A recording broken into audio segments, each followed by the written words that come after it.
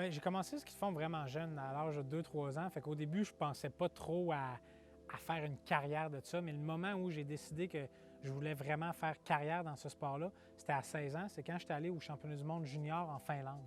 Tu sais, là-bas en Finlande, les pays scandinaves, la culture du ski de fond est tellement forte. Tu sais, c'est la mecque du ski de fond. C'est comme le hockey pour nous ici. Fait que j'ai vu à quel point c'était gros, mon sport, par rapport à ce que moi je connaissais du Canada, du Québec. Fait que c'est vraiment à ce moment-là que j'ai dit, OK, c'est cool. C'était pas à cause du résultat, mais c'était juste de toute l'ambiance qui vient avec ça, les spectateurs qui étaient là, même si c'était juste un championnat du monde junior, ça avait été une grosse affaire, puis ça m'avait vraiment accroché. Ça s'est développé un peu plus sur le tard, je pense. Je me souviens, j'étais allé aux Jeux du Québec seulement une fois dans ma vie, j'avais 12 ans, c'était à Rimouski, puis j'avais terminé 6e puis 7e. J'avais pas fait de podium. En fait, moi, je suis le seul de ma famille, mes 2 sœurs, mes 2 parents, je suis le seul qui n'a jamais gagné de médaille aux Jeux du Québec. C'est la risée de la famille, c'est moi la honte de la famille Harvey. Là, en ski de fond, c'est Alex Harvey à cause que j'ai jamais gagné de médaille aux Jeux du Québec. Donc, je me suis développé. À chaque année, je m'améliorais. Ça me motivait, mais j'étais pas loin du plus haut niveau, mais je n'étais pas au plus haut niveau tout de suite. Donc, ça m'a pris quelques années. J'ai une poussée de croissance un peu plus lente que les autres. J'étais un petit garçon. Mais quand j'ai grandi là, à 17-18 ans, c'est là que j'ai vraiment pris des pas de géant, si on veut. Puis c'est là que je suis devenu parmi les meilleurs au monde au niveau junior. Ah, c'est certain. Au niveau sportif, au niveau accomplissement, c'est le numéro 1 de ma carrière parce que un titre de champion du monde individuel comme ça chez les seniors, c'est extrêmement prestigieux. Puis surtout, moi, c'était sur le 50 km. C'est vraiment l'épreuve reine du ski de fond. C'est le marathon. C'est l'épreuve la plus longue, la plus difficile, la plus souffrante, où il y a tout plein de choses qui peuvent arriver. Tu as des hauts, tu as des bas pendant la même course. Il faut juste que tu t'assures de vraiment suivre le groupe puis être en bonne position pour les derniers kilomètres pour jouer le podium. Donc, c'est une course qui amène beaucoup de respect, je pense, de nos compétiteurs. Donc, quand tu es capable de gagner cette course-là au championnat du monde en Scandinavie, c'est sûr que tu es au sommet de ton art. Ah, c'était fou. Puis ça, plus que la saison avançait, plus que je me rendais compte que ça allait être ma dernière saison parce qu'il y avait tout plein de choses. J'avais beaucoup de coéquipiers qui avaient pris leur retraite l'année précédente, l'année après, l'année des Jeux finalement. Donc, je m'étais retrouvé, oui, exact, Devon a pris sa retraite. Donc, je m'étais retrouvé un peu plus tout seul dans les camps d'entraînement, dans les compétitions, puis c'était plus la même ambiance dans l'équipe à cause que j'avais perdu beaucoup des coéquipiers qui étaient devenus au fil du temps mes meilleurs amis.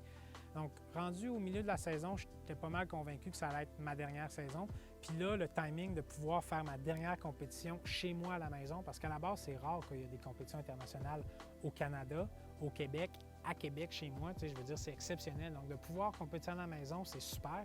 Puis de pouvoir dire que ma dernière compétition, ça va être à la maison, chez moi, devant mes supporters, mes amis, mes commanditaires et tout, le timing ne pouvait pas être mieux que ça. Là. Donc, c'est pour ça que moi, plus la saison arrivait à sa fin, plus que j'étais prêt à ce que ça soit ma dernière. Surtout que ça avait été une saison un peu plus difficile pour moi.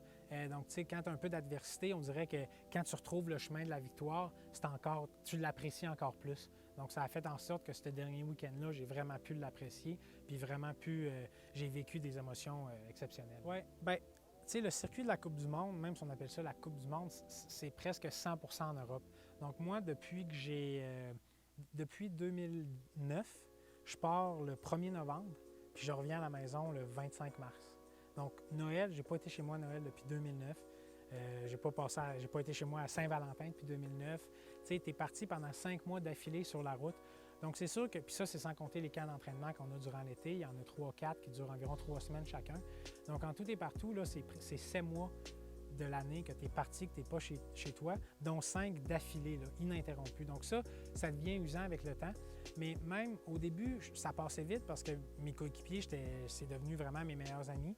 Puis là, quand ils ont commencé à prendre leur retraite, eux, c'est là que j'ai commencé à me rendre compte que, OK, 5 mois sur la route, c'est long pour de vrai. Là. Quand tu n'as plus ton entourage, quand tu n'as plus tes meilleurs amis avec toi, ça devient un peu plus usant.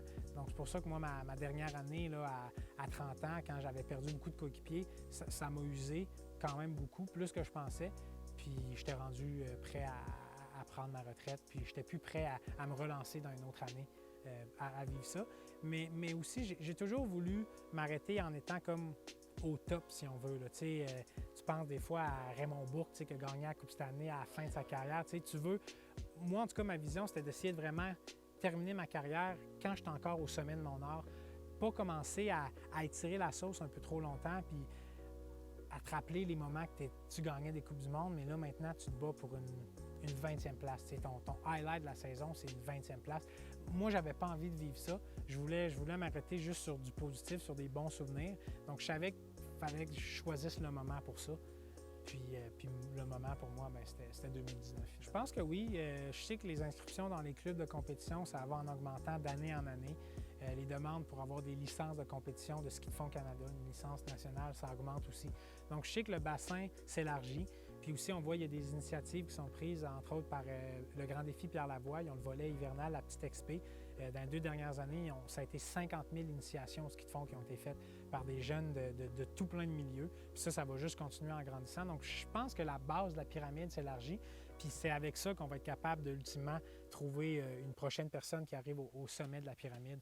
Donc moi, pour l'instant, j'essaie vraiment de mettre de l'énergie pour élargir cette base-là, pour que les jeunes, puis les moins jeunes, aient du fun à faire du ski de fond, à faire de l'activité physique, à avoir des saines habitudes de vie, à être en bonne santé. Je pense que ça, c'est un débat, c'est pas un débat, c'est un défi de société parce qu'on voit les coûts en santé augmentent sans cesse. D'année en année, le budget de la santé, ça augmente. Ça frôle les 50 % maintenant du budget de l'État. Donc, on ne peut pas continuer comme ça. Faut prévenir, il faut aller plus du côté de la prévention. Puis, la meilleure chose pour la prévention en santé, c'est de faire de l'activité physique. Donc, moi, je m'investis vraiment, je veux m'investir vraiment là-dedans.